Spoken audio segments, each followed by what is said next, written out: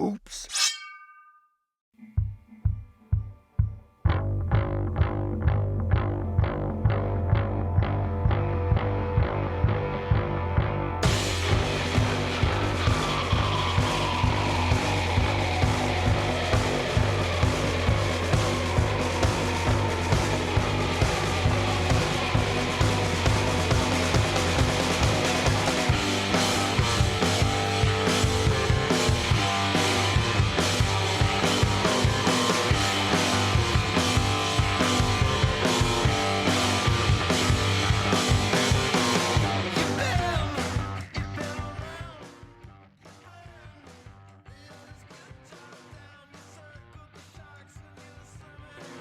Welcome to the Lift Heavy Run Long podcast. You can find us at www.liftheavyrunlong.com, on Twitter and Instagram at liftrunlong. Also, feel free to email me directly at the address wilson@liftheavyrunlong.com.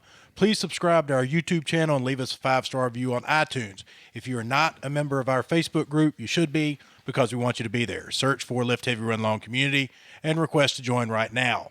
My name is Wilson Horrell. I am one of your hosts. I want to let you know that the LHRL podcast is censored. I'll do my best to bleep out any dirty words. However, we have classy guests and classy hosts most of the time, so we're going to do our best to keep our language under wraps. Lift Heavy Run Long does have an app for $3.99. You can subscribe to the LHRL app that is programmed by Ms. Valerie Hunt.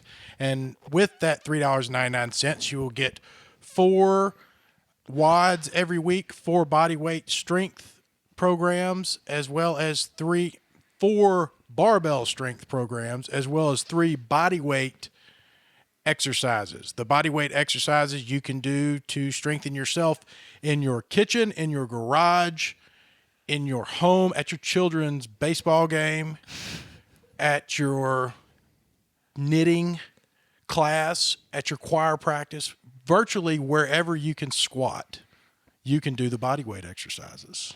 That's awesome. We want you on that. And for $9.99 a month, you can have full access to any of the programs that Lift Heavy Run Long offers, which is a lot. Everything from 5Ks to 100-mile races to triathlons to Spartan sprints, Spartan beasts, whatever. The goal of the Lift Heavy Run Long app is to bring fitness to as many people as possible, as inexpensively as possible. If you know someone who is in a situation where $3.99 a month is a little bit more than they can afford, but you think that fitness will improve their life, please email me at wilson@liftheavyrunlong.com, and I'm happy to add them to the app free of charge.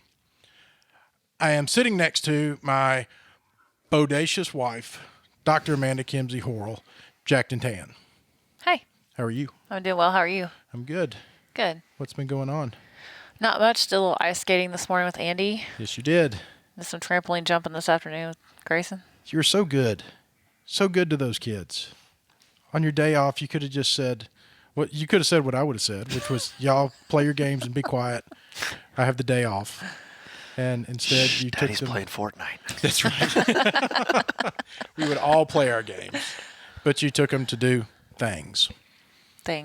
And I love you for it. I think it's great. Thank you. We had fun. Thank you for being so good. Before you move on, our audience already wants to know when Vaughn started juicing and got tattoos. Vaughn, you look so fabulous. Vaughn is jacked. We would also like to sell you our new supplement program for $99 a month. You can get on what Vaughn's got, the Reverend. And it comes with unlimited tattooing as well. Oh, wait, that's not Vaughn. That is Mr. Max Pippa. Max is with us from MBS Fitness. How are you, Max? Good, sir. Thank you for taking the time to be here. Oh, thanks for having me on. It's my first time in Mississippi, actually. I just realized that. So. Is it really? Yeah, it's a pleasure to be in Mississippi. Okay. Well, you've been around. You've been from Alaska out to Cordova, and now you're in Mississippi. Yep. So this is it. It's a whole new world.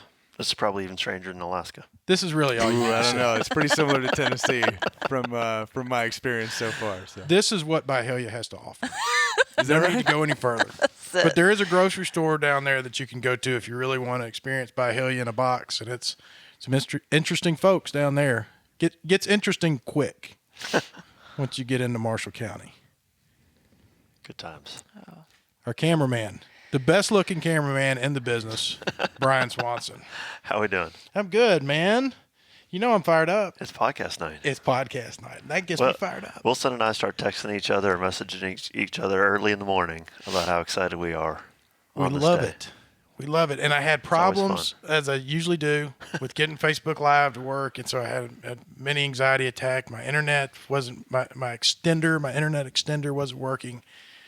And it's just every week I find a reason to get bent out of shape. And yet, it magically comes together. We have an awesome time. Our guests are always awesome. When do I learn that? At what point do I learn Probably that on it's your going to be deathbed. okay? Probably on your deathbed. You think that's when I'll figure That's it out? when you'll stop worrying about it. I don't know that you'll ever figure it out, but that's when you'll stop worrying about I may have a whole host of other problems after my eyes shut eternally. We may have bigger fish to fry than some Facebook Live going on, and it may get hotter than this shop's going to get in the next hour. Wad for Paws, it. Wad for balls. champion, undefeated, the first ever. I mentioned the undefeated. one men's scaled team. You did. That was me. Nice. Congrats. You didn't mention you won. Congratulations. But he dominated it with fashion. He was so good that nobody else even wanted to sign up. There you go. But Gotcha. Let's pretend that what it some was. That's what it was. some mental warfare. Now, the one beforehand. thing I'm going to give myself kudos for, me and Chris Miller kudos for, is because we weren't competing with anybody, we kind of pick and chose whether we did RX weights or scaled weights or RX movements or scaled movements because it didn't matter. We did the first WOD RX, which was 100 wall balls, and then we had an 18-minute running clock, and then after you finished the 100 wall balls, it was basically running a 45-pound plate back and forth, 200 meters at a time. Yeah. And Sounds we brutal. tied the RX men team for first place. Oh, did you really? We did. That is impressive. So the rest of the day, let's not talk about it. but yeah, we did well. Well, So, no, I'm giving you a hard time, but y'all are between you and Chris Miller. It's a pretty tough competition. yeah. But you're not supposed to tell anybody there wasn't anybody else competing. You should know that from local 5Ks. You don't run a 5K I can't race give myself too much credit. and win your age group and then be like, well, there wasn't anybody else in my age group. You just got to ride that out. Yeah.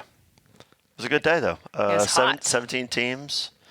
Talked to the founders of Hoof and Hound, and it seems like it was a successful day for on their part as far as fundraising went. They brought a dog in. Did you guys hear the dog's name? So they raffled off $2. You get to write a name on a slip of paper.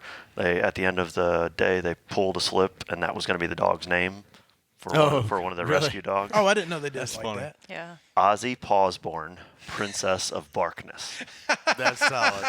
Yeah, that's a solid. That's what you were that's a trying to. solid The Prince of suggestion. Darkness was what you were trying to explain to me. That's funny.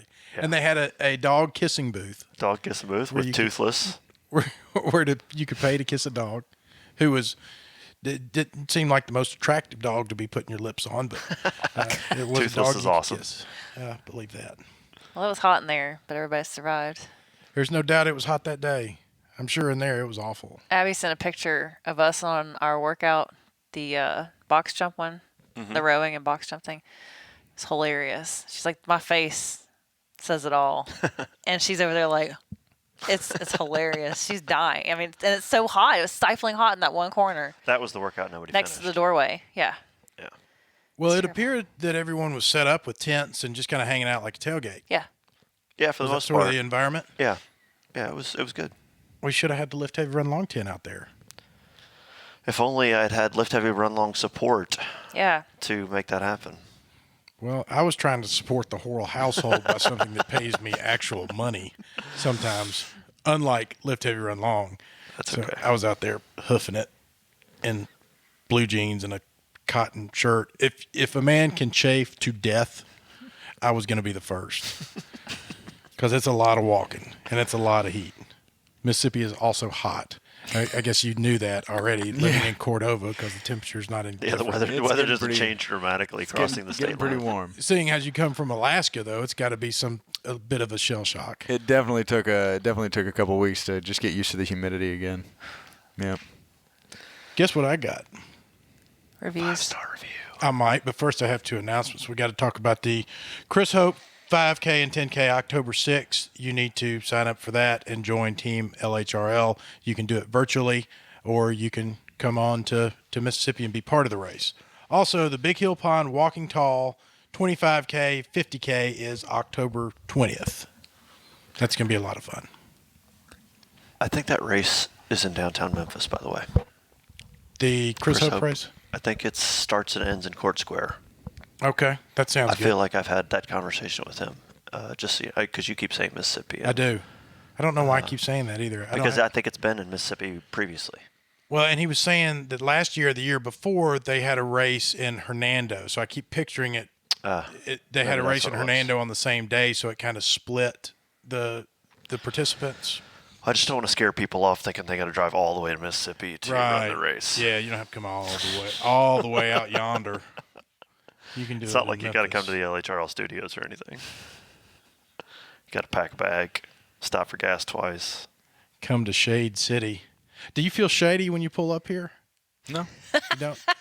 Would you? He does not look like a guy who would be easily right. look scared. You're not a very good person to ask that to.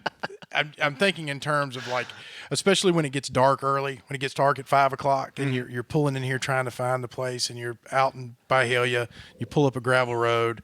There's a dark log cabin. Next to the log cabin is a big red metal building. Yeah, I'm probably the last person that would have been kind of turned away. Like these back roads that the last 4 or 5 minutes of the drive were like basically the roads I grew up on. Yeah. Yeah. So yeah, I don't imagine you scared the nicest people I've known my entire life lived in places just like this. Like neighbors were a mile away, so yeah, it wouldn't have been like I wouldn't have felt weird getting out of the truck and just knocking on the door and asking for $22.74.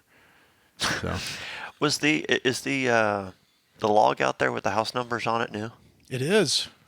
I was wondering if I had just been completely oblivious in the past or if that was new. Amanda did that. It's been there for about 3 months. Okay, so I've been Has it been oblivious there for at least 3 months. That long? Has it really?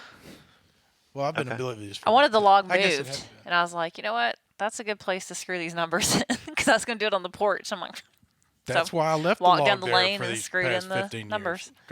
Years, 'cause then Amanda would probably want numbers on there.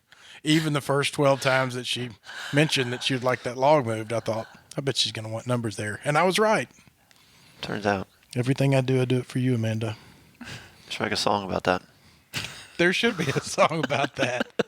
All right, I want to read some reviews because that's what I like to do. And I need somebody out there to leave some reviews. Is anybody watching this thing? If they are, they need to go and leave a review because I'm going to run out. And then we're going to have problems. That can't be a thing. Of running out of reviews? That should never be a thing. It should not be a thing, but it's going to be. And then what? Depression sets in. And then you're not going to be able to get me out of bed to come do this thing. Yeah, and Wilson's going to be very sad, and he's not going to be as upbeat about his Thursday night podcast because he doesn't have reviews to read. I think that you need to understand the seriousness of the situation. So, Max, if you would, at some point in time, leave a review. Yep. And here's another tip for you. You could totally just walk around the gym that you work out at and just pick up other people's iPhones and just go to and just leave reviews for them. Gotcha. Yeah, gotcha. Yeah, just crank out some reviews for us. You'd be surprised how many people at NBS are like, "Hey man, you mind taking a video or like something?" I got you. Next time I take a video, I'm gonna take a video, but here's the caveat. Like, You gotta let me leave a review. Yep. I was thinking the same thing.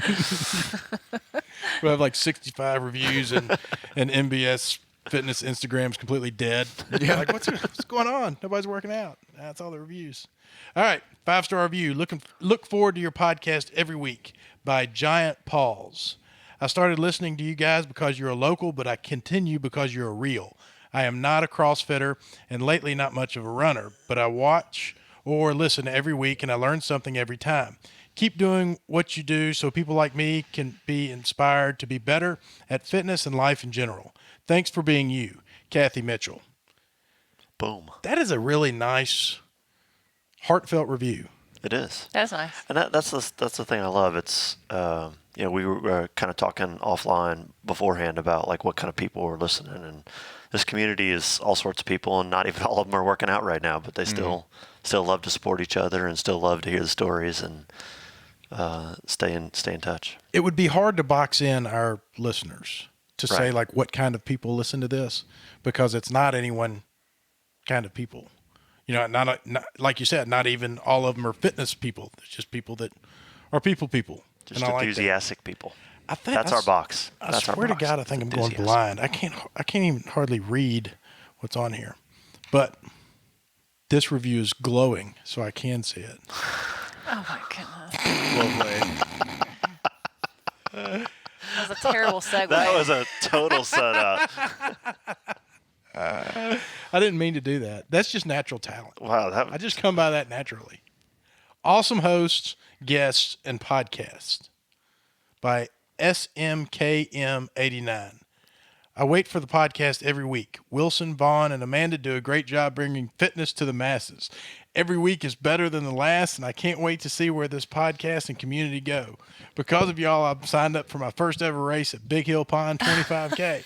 Looking forward to running beside the voices I listen to regularly. Wow. Oh, I know who that. You know, I heard those initials, and I was wondering if that's who it was. I'm guessing that is Mrs. Chris Miller. That's what I thought too, Samantha. Is it really? Is she... That's her first. The Big Hill Pond 25K is gonna be her first ever race. Yeah. All right. Thank you, Sam. I'm assuming she doesn't care much for you. She didn't mention you in the review. I'm easy to forget. I really am. That's the way I like it. Max, Yes, sir. we're going to talk about Strongman. I'd love to. That's what I want to talk about. He looks pretty strong. Yeah, I think you're probably a strong man.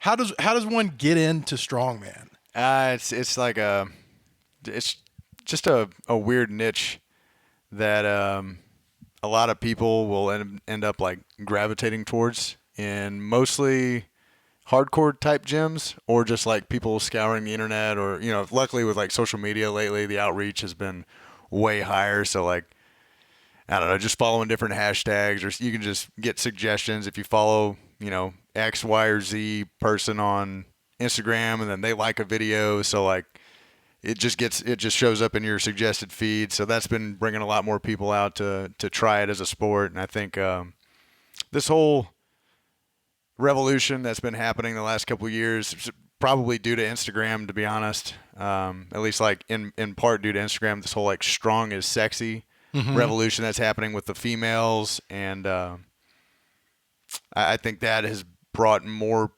people to strongman in the last couple of years than anything else.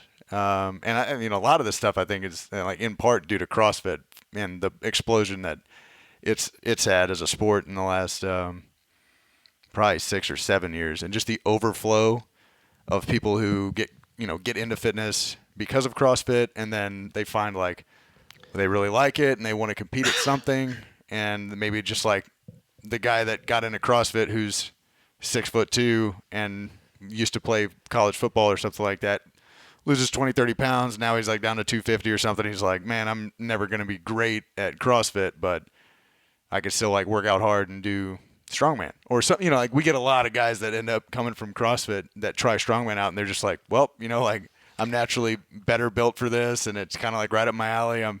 It's more of an anaerobic athlete anyway, so then they just gravitate towards it and just run rampant with it. And or a lot of those guys are super successful just because their work capacities and their anaerobic capacities are just like through the roof. So you can throw anything at them, and they just like, they respond really well. There's something about CrossFit that makes people realize that they're capable of so much more than they ever thought. Oh yeah, that's, and then I think CrossFit, like just you a said, mental kind of gets you to that place, and then all of a sudden they're like, where do I go? I mean, because like us, we're all ultra runners, and I don't know that we would have found ultra running without the mindset that you have to the mindset that you have to adopt before like undertaking any endeavor that's just going to be like it's going to involve pain and a lot of time being uncomfortable. Yeah, I think is it hardens you as a person, and it just raises your litmus, or it just raises your self-awareness for how much more you can take on doing anything, whether that's like just work stress, family stress, financial problems, anything like that. You just kind of get a better gauge of it just centers you as a person, kind of gives you a better gauge of like how much more you can really take. Well, strongman's not a sport that anybody, You don't get fat, drunk, and lazy for 10 years and then wake up on New Year's Day and say, I want to go join a strongman. You'd be surprised. There are a lot of people. We get a lot. We get plenty of guys. You get those. People you get get those fit New Year's doing resolutioners. I think there's definitely a faction of people that get into strongman who just love the iron, love lifting weights, love going heavy, and they're just like, you know what? I don't like dieting, so like physique sports are out. I don't like competing in powerlifting because it's a 9-hour day and it's just too boring for me to watch. I'd rather watch paint dry. So like fair middle ground, I'll just do strongman because I can eat whatever I want and I can still drink beer with my friends on, Saturday night, and I can still lift hard and heavy. Like, dude, there are a ton of guys that have that mentality, and gals too. I'm not like they're. That's what attracts me to it. Quite Yeah, honestly. there are a lot It's of the people. whole meatheadedness of it. I mean, that's Right. What guy doesn't, Well, it's kind of it's kind of like the. I'm not gonna. It's gonna piss a lot of people off. It's kind of like the CrossFit of the iron sports before CrossFit was like its own thing. Uh-huh. And I was actually going to call it kind of functional powerlifting. Yeah, it really is. It It's really is. kind of Yeah, what strongman kind of works out to be. Well, if you think about it as a sport, man, it was never intended to be a sport. It was a television show. Is how it started in the 70s.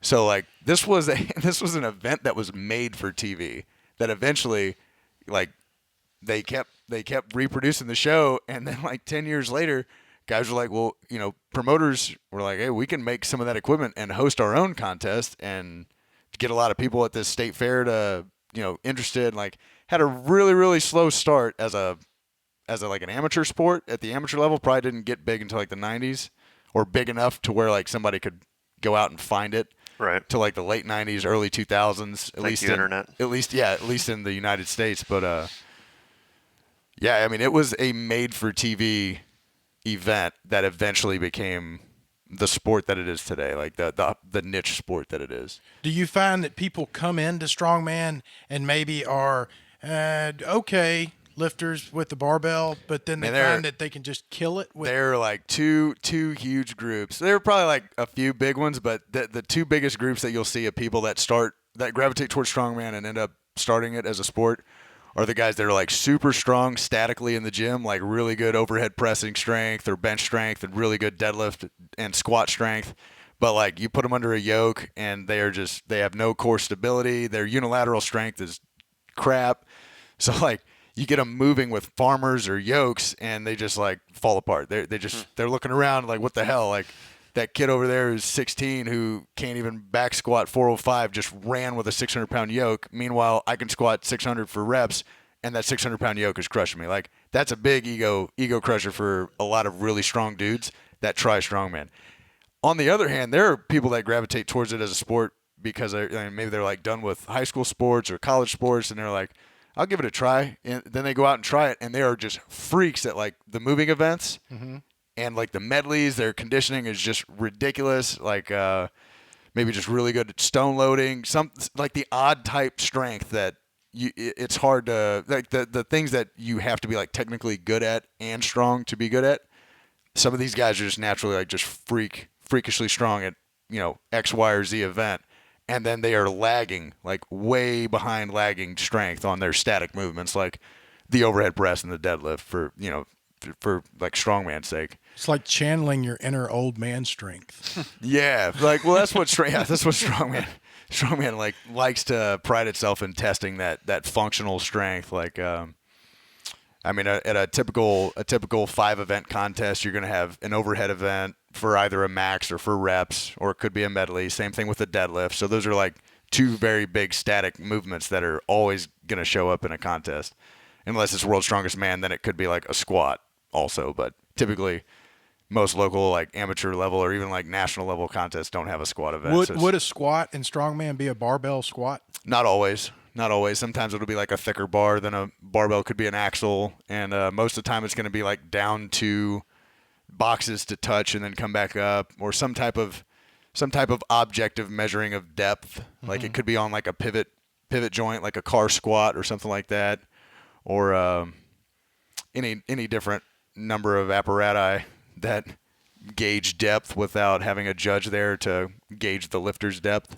Andrew Clayton was on the podcast, I interviewed him over Yeah. the phone, and he very humbly said that, he was the world's strongest man in 2017 under 231. under 231. Yep. And he said that he just wasn't very good at barbell sports, and he got into strongman, and that's the reason that I asked that he could lift all that stuff. So Andrew's like a super humble dude when it comes to. And also with that, I've seen him lift regular weight. I mean, so his definition of not very good. Not very good is like he's just not deadlifting 850 right now, but he's still recently pulled 800 pounds with straps and a deadlift suit, which is legal in strongman. And I think even though for the class that he's trying to move into, that's not the most competitive deadlift.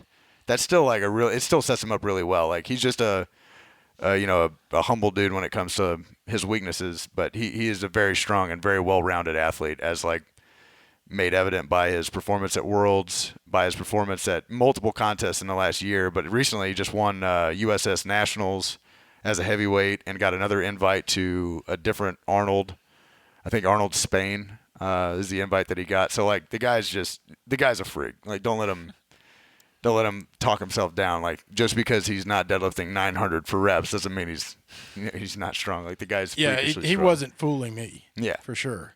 You said that he got an invitation. Is that how that works? The big promotions you got some bigger contests. The promoters basically will do what they can to get an athlete an invite to like the next level of competition. And Andrew is like right on the cusp of breaking through what I guess we would call like the American amateur heavyweight circuit, and like getting into that heavyweight like pro.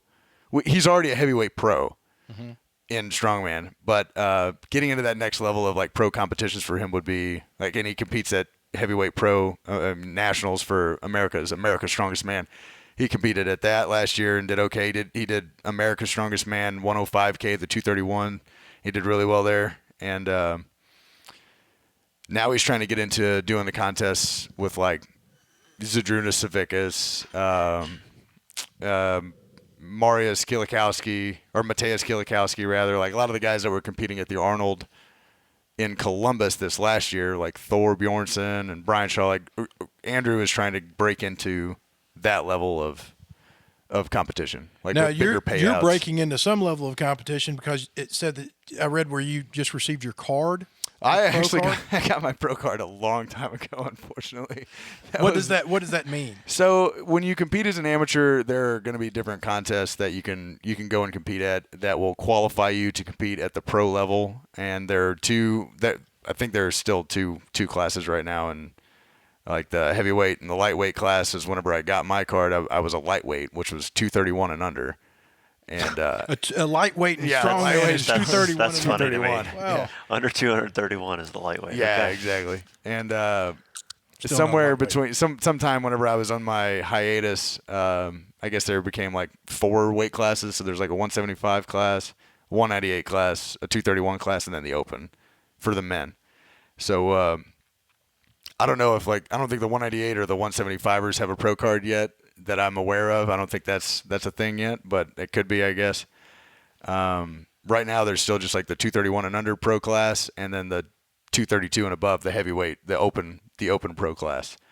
Would the strongman community be opposed to the lighter weights having pro cards? I think pro cards should just, and truth be told, I think pro cards should just be like a thing of the past.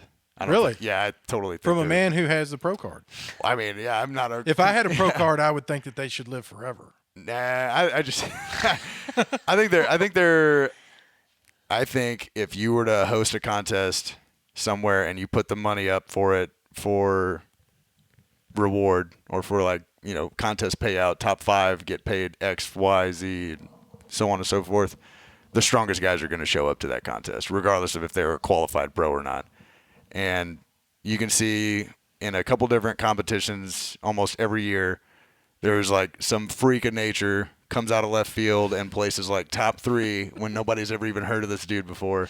Just goes to show like the system's flawed and we shouldn't artificially hold back those guys that are truly some of the strongest people. And like strongman is priding itself on being such an objectively driven sport. Like unlike, let's look at like bodybuilding or some other physique sports that are very subjective. So like it depends on the judge and what they think of your lat insertions or whatever, and they're gonna give you a high rating or a low rating depending on what they think of it.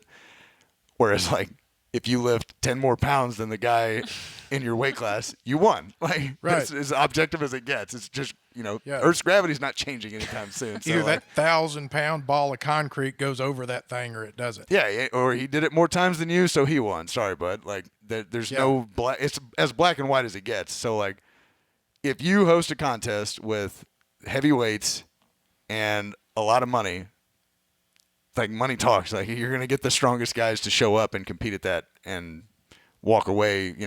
Everybody's gonna walk away like, all right, do we really need to have a pro class if the strongest guys are showing up to compete? Or That's a good point.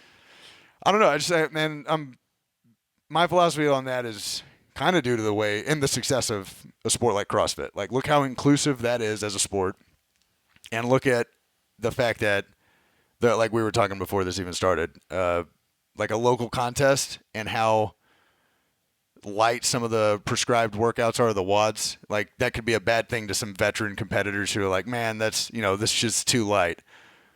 Like, I get that, but if you have a contest that's too heavy, like how are you really going to build?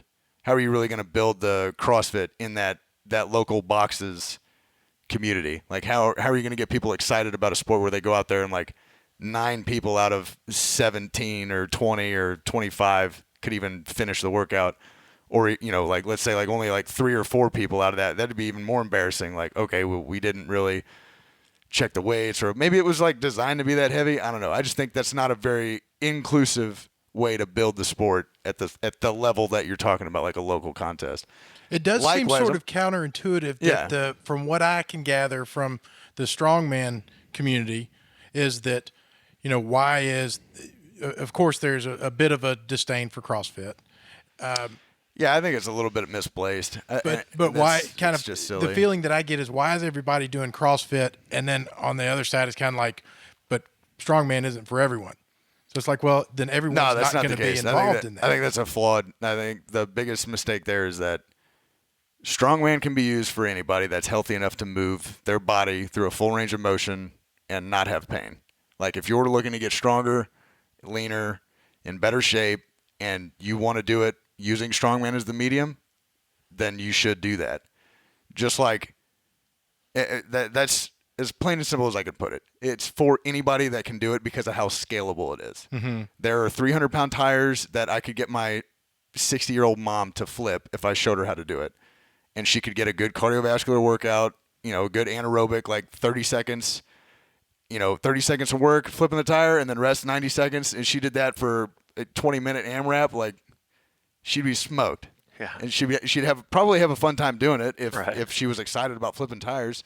She's not. But if she wanted to, like if that's what you needed to get excited about working out, then use it as a medium. With that, elite level strongman competitions aren't for everybody. Right. Like a 350-pound log for reps over your head, that is a heavy enough log that that's only elite level dudes are going to be able to even do it for one, let alone for reps, right? So World's Strongest Man, the competition, is going to be, it limits who's going to be able to go to it based on just how strong you have to be to even like participate, right? So it's just like the CrossFit Games. Just like saying the CrossFit Games. Just like the CrossFit Games. Like how many people, regional athletes, even like top 20 guys could even hang with some of the workout times that the games athletes are posting. Yes, exactly. Right? And then that's the whole point of the feeder system that is in place to get the most in shape, best prepared CrossFit athletes to the games every year. Right? The CrossFit Games aren't for everyone. CrossFit as a medium, as a way to exercise and as a fitness ideology is for anybody that's healthy enough to work out. Plain and simple. Like Agreed. Running a 5K, maybe not for everybody yet, but like running a 5K in sub 15 minutes is insane, right? That's a super fast sub 5K. 20 minutes is ridiculous. But going from like a couch to 5K and following a plan, like a couch to 5K plan for somebody that's inactive right now and wants to run a 5K in 8 weeks, Like, running is for anybody that is healthy enough to do it. Like, I don't see there's not a big disagreement there. There's no big section of the running community that gets mad anytime a local 5K posts, like, you know, somebody who did it in 28 minutes. Like, nobody scoffs at that in running. But then we talk about in strength sports, like, oh, that contest is so light. That was stupid. Right. That's doing bad things for the sport. Like, no, it's not. It's not at all. Right. Because the people that are starting out, what if they go to that contest and they do so poorly that they get embarrassed and then they get turned away from it? So now that's one less athlete that's ever going to even participate in your sport. One less consumer who would buy products that are marketed towards that sport. An advocate talking to others about the sport. Exactly. Yeah. One less person that can advocate for the sport and try to get other people interested in it. Like, yeah, that's a great idea. Let's make every contest super heavy and then nobody's going to compete. Like, that's awesome. Great job, guys. Like, how practical would it be to have a strongman open similar to the CrossFit Games? I think that was, yeah. So I think it's funny you ask. So I actually earned an invite to go to my weight class's World's Strongest Man last year through an open online qualifier. So they posted 3 different events that you had to complete with a video as evidence. And like there were some stipulations, like you had to show on camera you measuring the distance of the course that you were going to attempt to complete. With the farmers, it was like 50 feet out and back with no drops, and it was as heavy a weight as you could do for 100 feet. And you had to measure the course, and then at the end of it, before the video could shut off or anything, you had to like show the weights. And if it was a standard piece of equipment, you didn't have to weigh it, like if it was Rogue handles. But if it was like some homemade handles that your buddy just welded together for you, just take the weights off, show that you're weighing each individual handle, show the scale, and then post the video. And then you would get ranked based on how much of the weight, of the farmers' handles were.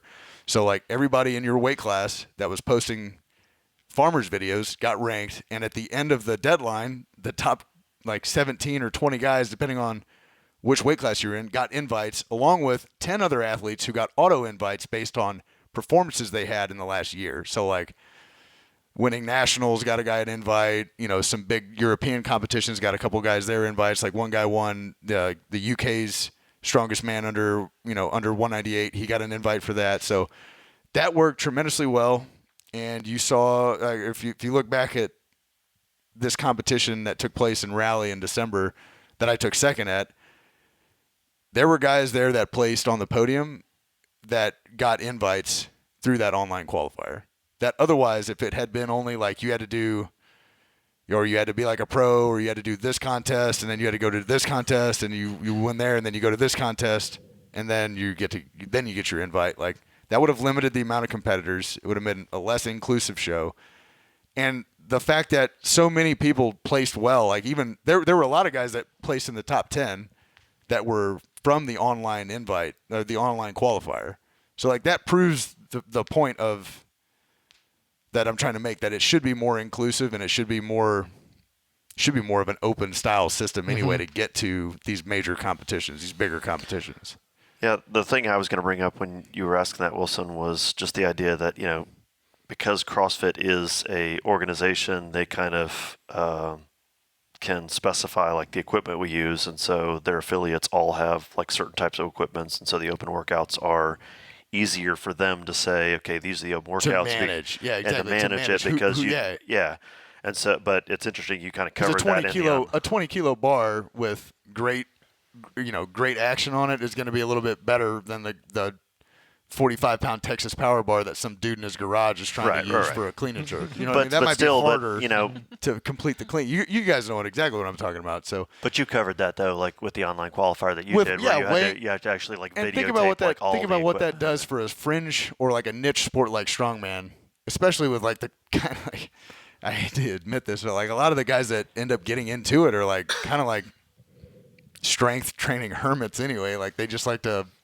train and do stuff in their garage. Like you see strongman is still in the garage or in the basement more often than not, more often than There's an allure to that though. There is, yeah. And that's the type of people that get attracted to it, or like, not just, they would rather train at home or train in their, in their basement or their garage than they would train in a local gym because they want to lift stones, they want to use chalk, they want to lift to loud music, and most commercial gyms don't allow that. Right. But looking at CrossFit again and comparing the two, having those local boxes and having those gyms that are open where somebody can go and post a time for the CrossFit Open. Like this last year, Strongman had to make it even more inclusive than that, which was only manageable because these few promoters that took it upon themselves to like watch all of these videos, Right. just they took a painstaking amount of time. That would be a lot. Yeah, and they're only like 2 or 3 guys. Like they watched all these videos, so guys who are like out in the middle of nowhere who don't have a gym that has standard equipment could still participate. So Sure. like they're making this, they're taking steps to make the sport more inclusive, which I think is gonna it's gonna pay off. You know, not as much in the short term as it will in like 5 years, 6 years, 7 years, 10 years, something like that. I tell you, to build the somebody sport. from the outside looking in through the very small window that I look into Strongman is Cale Beck seems to do an outstanding job of advocating that He sport. does, yeah, and I think he's got he capitalized on making like a website that is dedicated towards people trying to get into Strongman called startingstrongman.com, and it's been pretty successful, and I think getting more exposure and getting more of those hiccups out of the way by giving like people articles to read on like techniques on how to do this and that. So like, let's say if you were interested in trying Strongman and you didn't know anybody in your area that did it or had the equipment, you could go to that website as a resource and you could learn how to make your own equipment or find, you know, some exercises in the gym that you could do that translate to the events that you want to train and compete in eventually. And you're not having to do all this by yourself or like making it up with, you know, out of the blue. Like there are plenty of exercises that you can use as substitutes. There are plenty of DIY pieces of equipment that you can make and train with at your house. And Cale like just made a resource that everybody, you know, anybody who's interested in starting can utilize. So like those hiccups of like those learning curves that a lot of people have made in the past where like, oh, we did it this way for years and then eventually like it clicked and we started doing it this way and it was way better. Like it just kind of circumvents all the bad things about That's nice. taking over it, you know, Very cool. undertaking an endeavor of like starting something as, you know, intense as Strongman and doing so as safely and as effectively as possible. He also seems to reinforce the culture. So, I mean, with everything that you're doing, you're going to have a culture. And so you want to be this way or that way. And eventually you have to establish that. At our gym, we have a very friendly, outgoing culture. If somebody walks into the you door, got to. they are greeted. And they're greeted by everyone. And for some, that's a lot, you know, to have that many people in your face. But it's the way that it is. And other people learn to do that. And I think that Cale and his group, starting Strongman, is kind of navigated it towards we're going to be like this and we're not going to be like that. Like we're not going to have a group that just piles on CrossFit and we're not going to, you know, kind of lays down some rules. And I think it helps to, you know, you go to a high school and wedgies and swirlies are what you do to the freshmen. And at some places we're not going to do that. Right. Yeah, absolutely. And I think he's doing a good job of kind of mapping that out as well. Yeah, I would totally agree. I think it just builds off, you know, it facilitates a better environment where people take pride in what they're doing because they, you know, like nobody goes to a gym and falls in love with it and then doesn't like talk about it or try to get other people or family, friends excited about doing something that they find. Like if you, whether that's like the gym or anything, like nobody, it's just, we're social creatures. So like if you find something that you start to find that you get a drink lot the of Kool-Aid, you want to share the Kool-Aid. Yeah, exactly. You get some enjoyment out of it, and then it's like natural. It's a human instinct. Like we just try to build a community around something that we enjoy doing, or we find some sort of use for, and then you know, like facilitate growing that community. And I think that's one of the best ways to do that is just being like friendly and open. And Is Strongman growing significantly? I think it is. Yeah, it definitely did between like my layover of like taking a break from it for a while when I went into the Army and just now like getting ready to get out of the Army, I kind of came back to doing some Strongman and it grew, took tremendous leaps and bounds from when I started my hiatus. Social media has to help that. It does, yeah. Instagram. I don't know, Facebook maybe, but like Instagram is just, it's been good for the fitness industry like all around. Like if you look at objectively, just look at supplement sales, like different like programming, like remote coaching is now a way that people can actually make a living, whereas like 5-10 years ago there were only like a few guys that could ever even make enough to keep the lights on to do that. Right. And now, like, you know, it's pretty cheesy, I guess, when everybody's like posting up like, oh, link in bio and check, I've got 3 spots left, you know, like, stuff like this. Like Dave Tate's making a ton of, he's throwing a ton of shade at online coaches right now who aren't qualified. I mean, I guess like remote coaching is convenient because everybody wants to be coached by, you know, their favorite lifter or whatever. But does Strongman face a lot of that? Is there a lot of online Strongman coaches that would the Strongman community look down on them? No, I don't think so, man. I think the online coaches right now who are popular in Strongman do such a good job, and they get so much notoriety from the athletes, like unsolicited notoriety, like, and that's just from them doing well and placing high. Like Andrew works with Mike Westerling. Mike has been doing programming for people in Strongman for like since I started the hiatus that I took. That was like 2010 or 11. I knew Mike Westerling was doing programming for people back then. So yeah, I mean these coaches are out there. The better ones are the ones that you kind of have to seek out and find. They're not the ones that are like putting up all their info like in your face every other post on Instagram, just like, you know, kind of, you know, whoring themselves out. I was just trying to think of a cleaner one, but like, nah. I don't think prostituting would have worked any better. The guys that whore themselves out on social media, I don't think are as successful as the guys that are kind of more reserved and, you know, let the athletes they coach and their performances do the kind of the marketing for them. Sure. I think are the more successful ones, and the ones that everybody kind of respects more anyway. Like, how many times do you guys scroll through your own feeds and you're just like, God damn, like more solicitations from this dude. Like, I'm about to unfollow this guy. Yeah. Like, all he ever does is post up how he's got 3 spots left. Like, nobody. Right. All right, I guess. Like, no, that's never. How many guys have ever like saw that and been like, you know what, I'm gonna hire this dude. This guy Only 3 spots left. I gotta get the top 2. Seems like a straight shooter. Honey, like, is it okay? I only got a few minutes. Yeah. There's only 30 minutes left. This is how ignorant I am. We talked about forethought and how I don't have that. But Strongman, I would love to compete in a Strongman contest, just if it was something that was open for everybody. That was more like, hey, if you're here, would love to do it. You know, not so, you know, one that was for everyone. Yeah. But I guess I never really thought about the training for Strongman. I just kind of assumed that training for Strongman would be a bunch of iron work, and then you go and move all the rocks and whatnot. But I guess that's pretty typical. The Strongman is typically you train all with the irregular objects. It depends on your accessibility to training with specific pieces of equipment. And as a coach, I like to always make sure I know when somebody has access to what pieces of equipment, and that kind of will be one of the main things I use to dictate how I set up their training.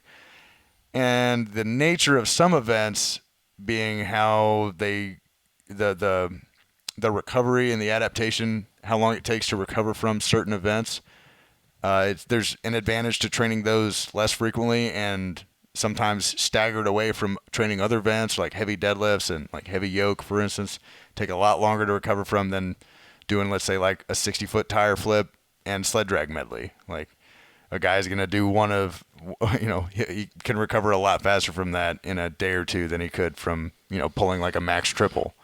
Is there a standard setup for if somebody's going to start Strongman in their own home or their own gym? Would you say get X weighted stone, get a I would say yoke? I would say get equipment that's too light at first and outgrow the equipment. That way that way you don't get hurt before your debut is up anyway.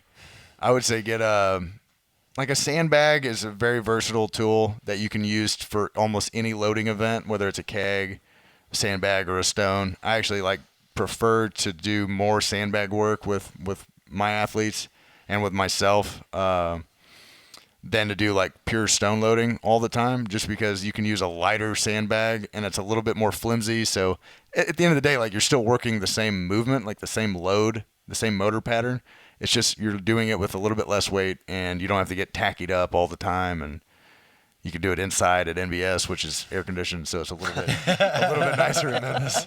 But, Does NBS do a lot of strongman? Yes, yeah. We have a full assortment of all the equipment and accoutrement that is required for being a strongman competitor. That is a unique gym, isn't it? It is, yeah. It is really a phenomenal gym. How's the CrossFit part of that going? It's going really well. I think that it will be going even better if they got an air conditioner out in their facility. Yeah. But, I think CrossFit attracts hard people, and they're hard enough to do CrossFit at 5 o'clock in the Memphis heat. So that more power to them. They are better, stronger, and harder people than I am. Is there a lot of cross pollination going on there? Between The CrossFit and the CrossFit, strongman over at NBS? I wouldn't say as much as there could be. I think with programming and stuff like that, with all the coaches at NBS, we kind of swap ideas here and there, and we might implement some things that we get from one of the other coaches, from time to time. But I'd say we all pretty much stick to our lane when it comes to, especially when it comes to athletes, working with certain athletes, particularly. Like Angie is the CrossFit coach that we have out there, Angie and Jason, and they do a phenomenal job with their classes and programming for the classes. And they might implement some strongman movements, but they're not going out of their way to get guys ready for a strongman contest. They would probably send that person who's interested in that over to me, and vice versa. If I had an athlete that was interested in CrossFit, I would just be like, yeah, go over to these guys. Well, it's just integrity. From all of us at NBS, we all like to, I don't know, you can specialize in one area, I think, and still be really good with general population. So if we get Gen Pop clients, we'll each take them as we get them. But specializing in something, if somebody's interested in that, that's going to kind of dictate who they're going to go work with at NBS, whether it's programming or personal training, or even if it's just a consultation, that's going to dictate who they're going to. For instance, I know about CrossFit, but I can't do all the movements. I can't do ring muscle ups for sets of 8 or something like that. I can't do handstand walks for 50 yards. So who am I to, why would that? I'm sure there are plenty of CrossFit coaches out there who can't do either of those things, and they still have no problem taking people's money and coaching CrossFit. It's just I just don't think that's. I would say that's a flaw in their integrity and their character. I don't think you should be able to run a business or or have a service that you're accepting people's money and you can't do, or at least you haven't ever done some of the things that you're coaching people how to do. How many different areas of coaching do y'all have at NBS? We've got CrossFit, Strongman, powerlifting. How many coaches are over there? Man, you're going to call me out now, and David's going to be watching this. You can just make something out. I mean, 10, 15, no, 20? There's 5 or 6 of us. Yeah? Yeah, including David. It seems pretty Andy. highly staffed in the coaching part of it. Yeah, we're all overqualified as far as the industry goes, I would say. Most of us have CSCS or equal equivalent credentials. Should I know what that means? Certified Strength Conditioning Specialist. Okay. Through the NSCA. So if you're trying to be a strength coach, either at a university or for a private team or just remote strength coaching, people sending out strength programs for powerlifting or for sports or anything like that, that's pretty much the bare essential credential that you would want. And that's your full-time thing, is coaching at NBS? Yeah. Coaching at NBS and doing remote programming. And the competing, are you still doing that? I'm taking a break from Strongman again, unfortunately. How long was you alluded to your hiatus? How long was that? I took about 7 years. I took about 7 years off whenever I started ROTC. I was just too heavy to be competitive for my running times. So I got to get down from like 235 and work my way down to about 190, 195, just to be a more competitive runner for just to get a scholarship and commission as an officer and get the branch that I wanted to branch when I was, a sophomore in college, sophomore, junior. So these things like Strongman was just going to hold me back from something that I needed to do to pay for college. So when you were talking about dropping weight and becoming more competitive as a runner, I was still thinking that you were referring to the strongman, and I thought, no, that's the part that I like about strongman is there you don't have to carry weight, you don't have to run. That would have been nice. I think it was. It paid off. I got a college degree. I got a bachelor's of science in exercise phys, debt free, and I got 4 years of managerial experience in the Army as an officer before coming down here to NBS. So, you said you graduated from University of Missouri. Yes. And what year was that? 2014. So then you went directly to the ROTC from there? No. I started ROTC at Mizzou, at University of Missouri. I started as a sophomore. Okay. To help pay for school, and I got a full scholarship. And so now your plans for the future involving competition, do you have any goals there? Yeah, man, I'm gonna get so much flack for this, but I'm doing a bodybuilding competition in October. Okay. Yeah. Why would you catch flack for that? Oh man, it's just like so many of my friends, like in the iron sports, have always been like, "Dude, you're a bodybuilder at heart," and I've always had to defend myself, like, "No, I'm not." But they always see me like I pack meals all the time, and I'm pretty vain dude, I guess, when it comes to like my appearance, and I always anytime like I gain 10 pounds in the off season or something like that, I'm like, man, I'm getting fat, and I'm always like super hard on myself, like just really meticulous with my diet and. But that's all just bro love kind of stuff. It's not I'm not really gonna get ostracized or anything like that. I hope not anyway. If that's the case, then I hate that I'm an advocate for strongman. If the community is just gonna turn their back on me, like that's right. You go back and you have no home. Yeah. So I've had some like really weird hip and lower back issues that keep coming back from certain events that I've just probably overtrained getting ready for different competitions the last year. And I'm just giving myself a break from that. And I kept spinning my wheels for a few months after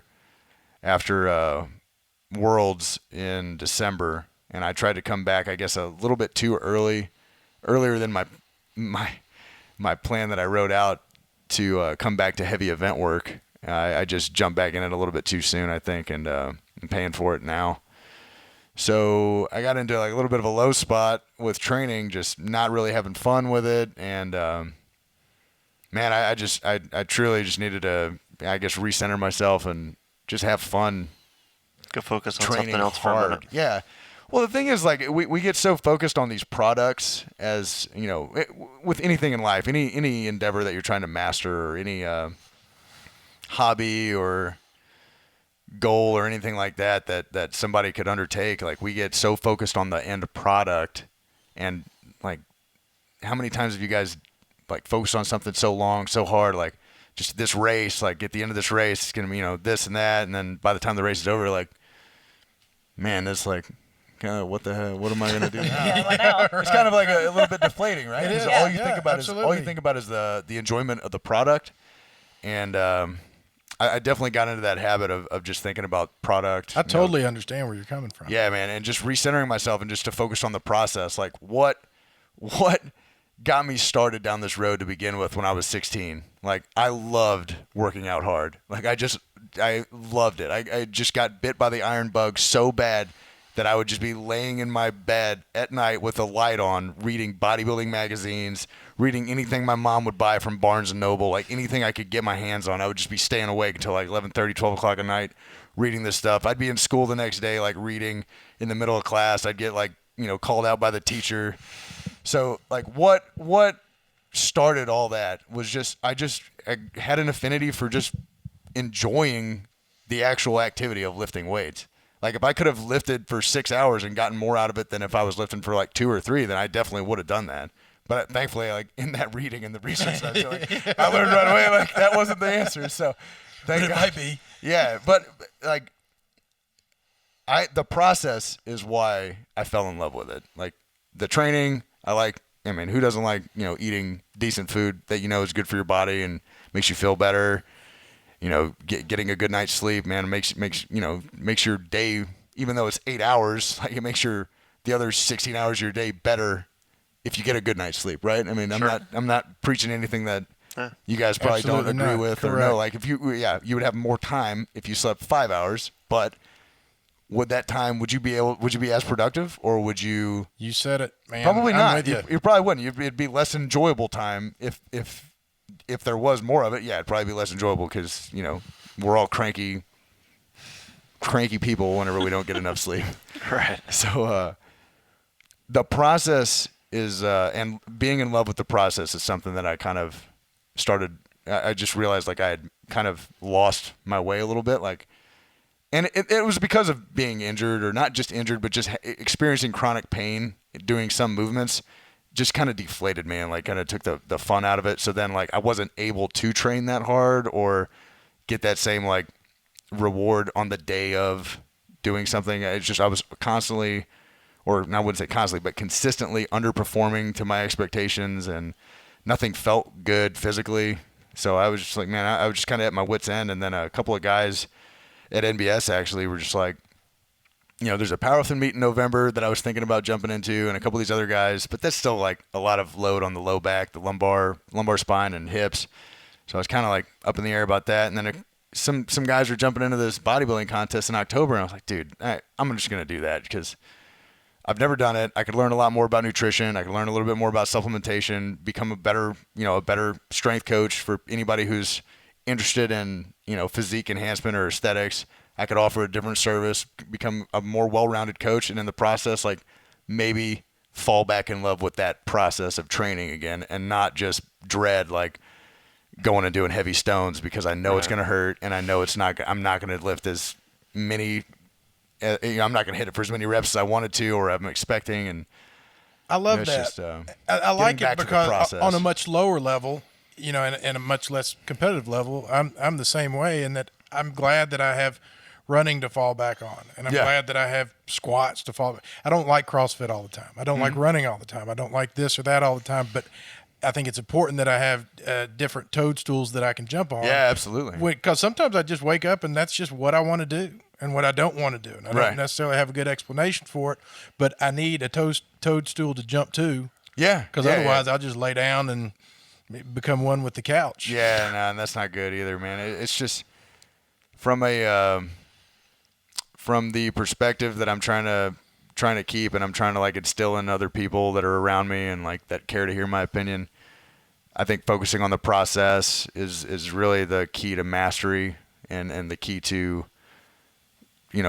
enjoying the mundane and the like not every workout is going to be the best workout of your life, but if you're enjoying those those Monday leg sessions or, those Tuesday clean and jerks or whatever you have programmed, like your adherence and your consistency is going to be a lot better. Your performance eventually will be a lot better because it's fun. Like if you're taking the fun out of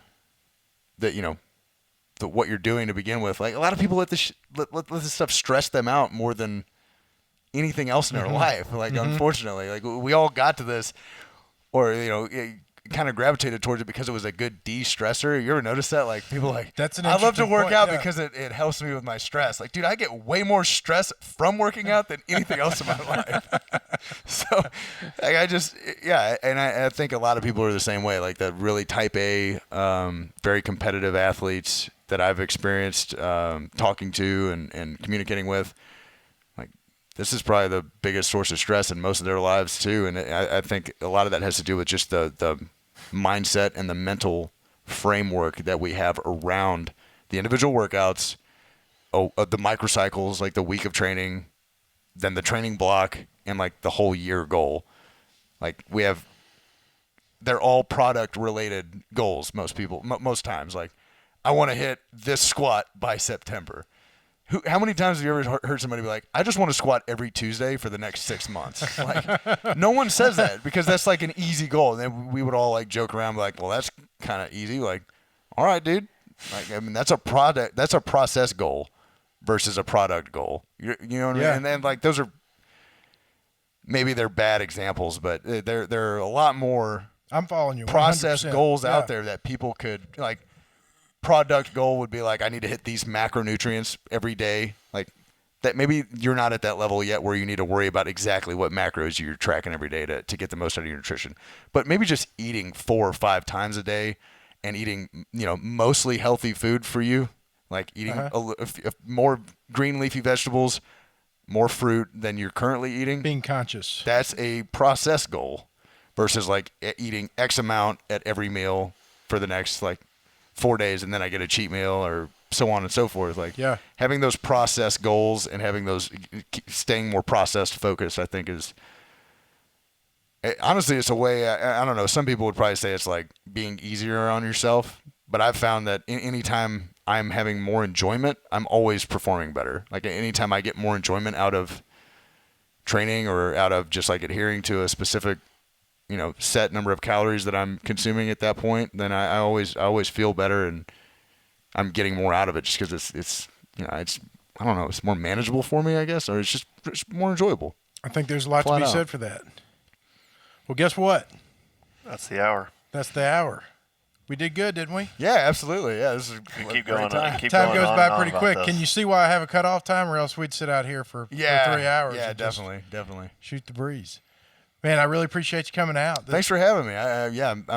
I'm just flattered that you guys would want me to come out here and talk. And I hope anybody who's interested in getting a hold of me, if they want to reach out to me through either Instagram or my Facebook. My name is Max Pippa, Pippa. Or you can just email me at max.pippa@nbsfitness.net.